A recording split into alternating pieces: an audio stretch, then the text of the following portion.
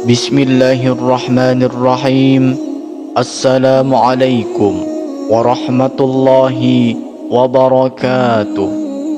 Alhamdulillahilladzi arsala rasulahu bil huda wa dinil haqq liyudhhirahu 'alad dini kulli wa kafa billahi shahida. Ashhadu an la ilaha illallah wahdahu la syarika lah wa asyhadu anna Muhammadan abduhu wa rasuluh. Amma ba'du. Sahabat Imam Muda yang dirahmati Allah, syukur alhamdulillah kita bisa berjumpa kembali di channel ini. Salawat dan salam semoga senantiasa tercurah kepada Nabi Muhammad sallallahu alaihi wasallam, suri teladan terbaik sepanjang masa. Mari para sahabat kita ucapkan atau bisa tuliskan di kolom komentar, Allahumma salli ala Sayyidina Muhammad wa ala ali Sayyidina Muhammad. Semoga dengan ucapan atau tulisan solawat tadi kita semua diakui sebagai umatnya, sehingga kelak kita mendapatkan pertolongan beliau. Amin, Allahumma amin. Tentunya harapan dan doa saya semoga sahabatku semuanya selalu diberikan kesehatan, dilapangkan rezekinya, diampuni dosa-dosanya, dan dipanjangkan umurnya oleh Allah Subhanahu wa taala. Amin ya rabbal alamin.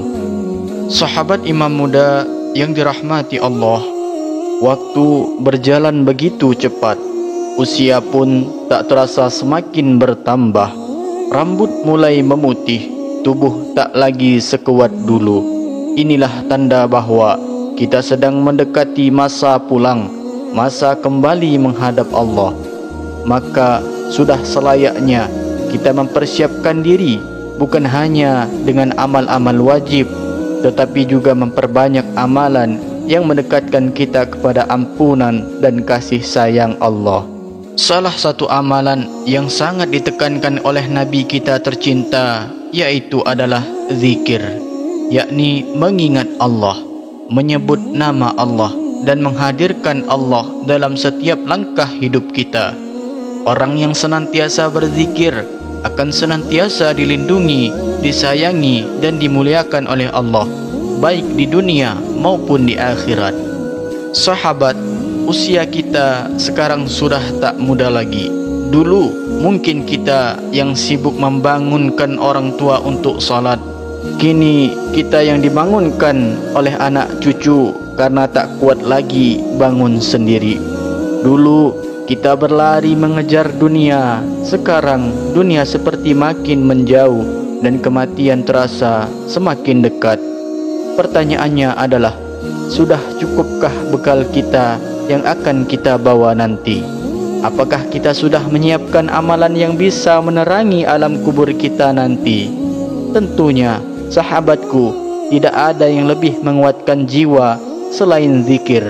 Tidak ada yang lebih menenangkan hati selain menyebut nama Allah setiap pagi dan petang. Dan di video ini, saya ingin mengajak para sahabat untuk bersama-sama memperbaiki akhir hidup kita dengan 7 zikir yang ringan di lisan, tapi berat di timbangan pahalanya di akhirat kelak. Zikir yang menghapus dosa bertahun-tahun, yang bisa menjadi penyelamat dari azab kubur dan panasnya neraka. Jangan tinggalkan video ini sampai akhir, karena apa yang Anda dengar hari ini bisa jadi penentu nasib kita di alam sana. Namun sebelum kita lanjutkan, mari kita sama-sama berdoa kepada Allah. Silahkan sahabat tuliskan hajat, cita-cita dan doa sahabat di kolom komentar untuk kita aminkan bersama-sama. Bayangkan para sahabat, apabila ada 40 orang saja yang mengaminkan doa kita di kolom komentar, maka insya Allah akan diijabah oleh Allah Subhanahu wa taala. Amin, Allahumma amin.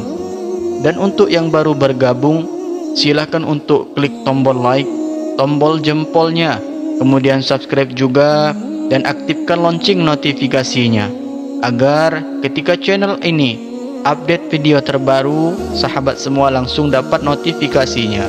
Terima kasih, semoga Allah balas semua kebaikan Anda. Sahabat imam muda yang dirahmati Allah, ada kisah nyata, yakni zikir yang menjadi cahaya di kubur.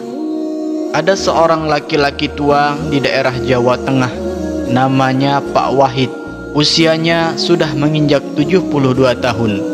Ia bukan ustadz, bukan kiai, bukan tokoh terkenal, hanya seorang petani sederhana yang setiap harinya mengurus sawah dan masjid kecil di desanya. Tapi ada satu kebiasaan Pak Wahid yang sangat jarang ditinggalkannya, yaitu berzikir setiap selesai sholat. Warga sekitar tahu betul, setelah azan berkumandang, Pak Wahid selalu datang lebih awal ke masjid, duduk di pojok saf depan. Setelah sholat, ia tidak langsung berdiri, ia diam, berzikir pelan setiap hari, la ilaha illallah, astaghfirullah, subhanallah, dan membaca istighfar lainnya. Terus ia ulangi dengan tenang. Warga sering berkata, Pak Wahid itu tidak pernah tinggalkan zikir dari muda sampai tua. Sampai akhirnya suatu malam Jumat, Pak Wahid meninggal dunia setelah pulang dari sholat isya berjamaah. Wajahnya tenang seperti sedang tidur. Keesokan harinya, saat jenazah dimakamkan, ada satu hal yang membuat warga kampung terdiam. Seorang penggali kubur yang biasanya menggali liang lahat tanpa komentar, tiba-tiba menangis saat mengangkat jenazah Pak Wahid ke dalam kubur. Ia berkata dengan suara bergetar, "Demi Allah, liang kubur ini berbau harum dan lembut seperti diselimuti bunga. Tidak seperti biasanya.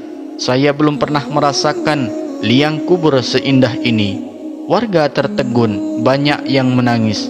Malam itu banyak orang membicarakan Pak Wahid, dan mereka pun sadar selama hidupnya Pak Wahid menjaga lisannya dengan berzikir. Mungkinkah inilah yang membuat kuburnya diterangi dan dilapangkan oleh Allah? Pelajaran dari kisah ini bahwa mungkin kita bukan ustadz, bukan kiai, bukan orang yang hafal Al-Quran, tapi kita masih punya satu kekuatan yang bisa menyelamatkan kita, yaitu berzikir kepada Allah. Zikir itulah sebagai penjaga hati saat dunia sibuk. Zikir itulah penenang jiwa ketika hidup penuh ujian. Dan zikir itulah yang bisa menjadi cahaya di saat semua orang meninggalkan kita di alam kubur nanti. Mari mulai hari ini kita amalkan 7 zikir ringan ini. Siapa tahu kita wafat dalam keadaan berzikir dan Allah jadikan kubur kita seindah taman surga. Amin, Allahumma amin. Dalam kesempatan kali ini, mari kita pelajari bersama 7 zikir yang sangat dianjurkan. Zikir-zikir ini sebagai penghapus dosa hingga 70 tahun ke belakang, menyelamatkan dari siksa kubur dan neraka, membuka jalan menuju husnul khotimah dan surga. Zikir ini bisa diamalkan secara rutin oleh siapapun, oleh siapa saja. Namun khususnya bagi kita yang telah memasuki usia 40, 50, bahkan 60 tahun ke atas, zikir ini bisa menjadi teman harian yang menenangkan jiwa dan menguatkan iman kita.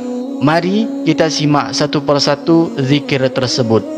Yang pertama yaitu zikir la ilaha illallah. Inilah kalimat zikir yang paling utama. Rasulullah SAW bersabda, zikir terbaik adalah la ilaha illallah. Siapa yang membacanya dengan tulus semata-mata karena Allah, maka neraka akan diharamkan menyentuh tubuhnya.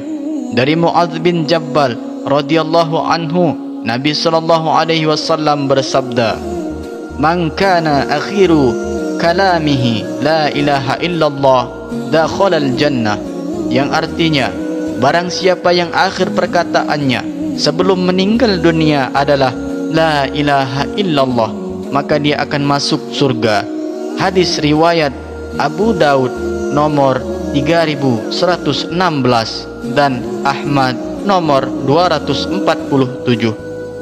Kemudian dari Itban bin Malik bin Amr bin Al-Ajlan Al-Ansari radhiyallahu anhu, Rasulullah sallallahu alaihi wasallam bersabda, "Fa inna Allah harrama 'alan nar man qala la ilaha illallah yabtaghi bidzalika wajhallah."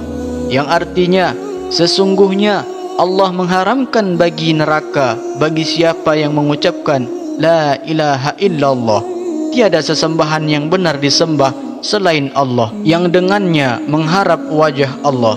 Hadis riwayat Imam Bukhari nomor 425 dan Imam Muslim nomor 33. Lalu yang kedua yaitu membaca zikir Astaghfirullahalazim.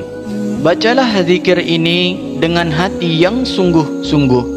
Adapun bacaan zikir lengkapnya adalah sebagai berikut: Astaghfirullahalazim allazi la ilaha illa huwal hayyul qayyum wa atubu ilaih. Bacalah setiap hari zikir ini setelah ba'da solat atau habis solat, sebelum tidur, dan khususnya di hari Jumat menjelang subuh.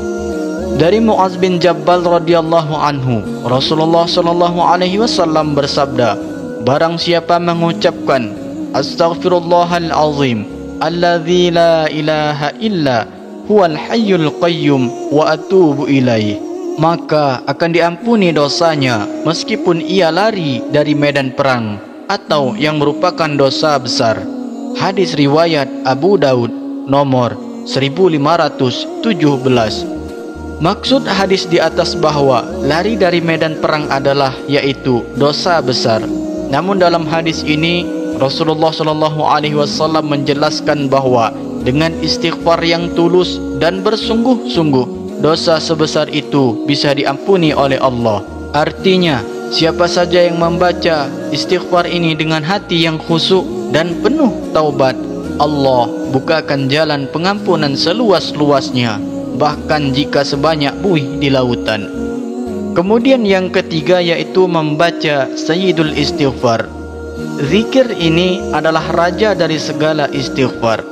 Adapun bunyi bacaannya yaitu sebagai berikut: Allahumma anta Rabbi la ilaha illa anta khalaqtani wa ana abduka wa ana ala ahdika wa wa'dika mastata'tu a'udzu bika min syarri ma sana'tu abu'u laka bi ni'matika alayya wa abu'u bi dhanbi faghfirli fa innahu la yaghfirudz dzunuba illa anta.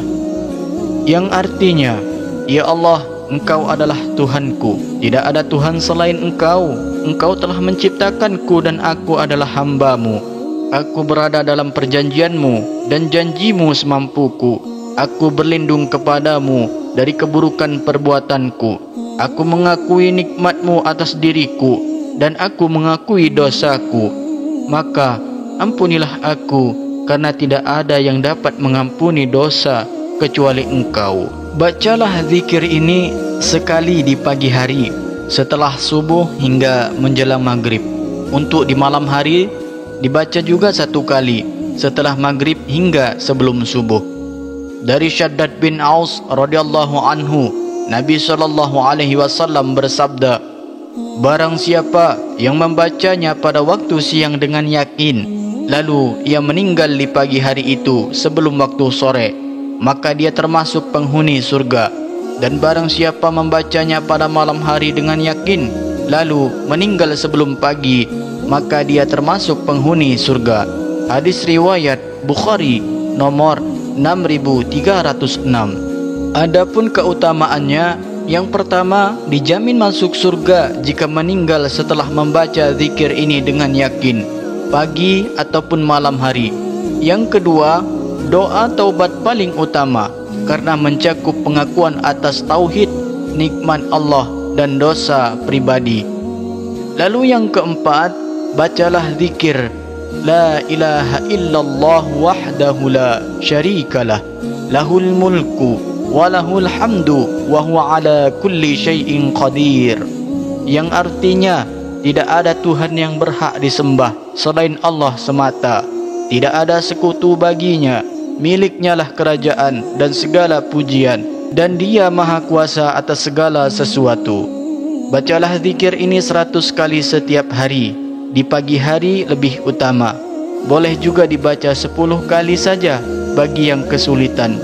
Rasulullah SAW bersabda, barang siapa yang membaca La ilaha illallah wahdahu la syarikalah, lahul mulku wa lahul hamdu wa huwa ala kulli syai'in qadir, sebanyak 100 kali dalam sehari, maka ia akan mendapatkan pahala seperti memerdekakan 10 budak.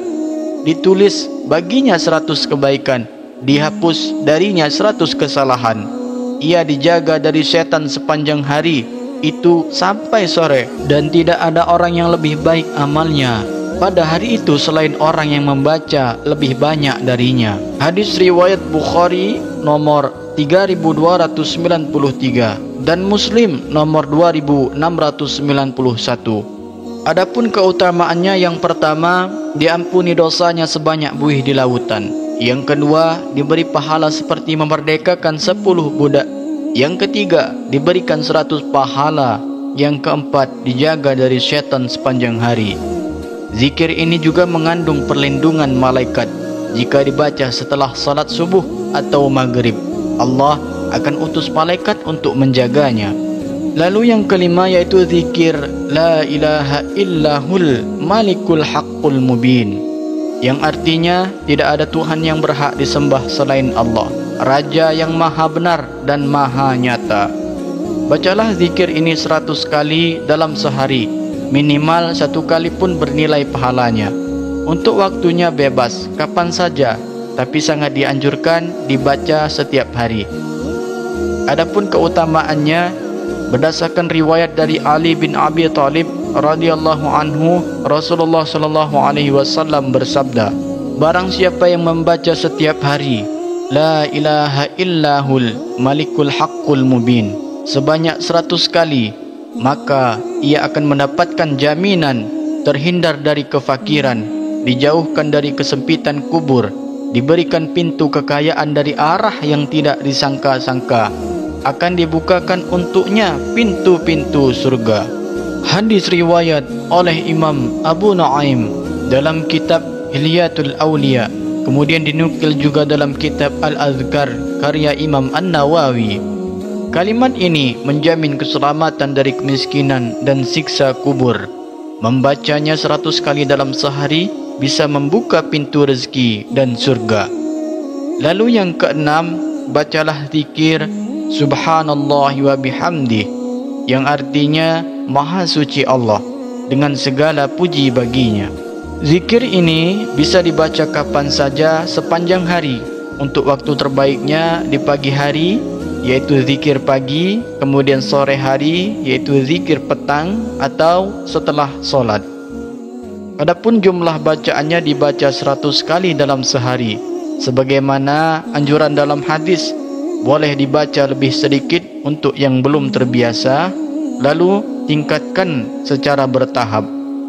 Adapun keutamaannya, Rasulullah sallallahu alaihi wasallam bersabda, barang siapa yang membaca Subhanallah wa bihamdih sebanyak 100 kali dalam sehari, maka akan dihapuskan dosa-dosanya walaupun sebanyak buih di lautan. Hadis riwayat Bukhari nomor 6405 dan Muslim nomor 2691. Faedah dan hikmah zikir ini, yang pertama yaitu menghapus dosa yang sangat besar. Kedua, ringan di lisan tapi berat di timbangan amal. Yang ketiga, menjadi bentuk pembersih hati dari kelalaian.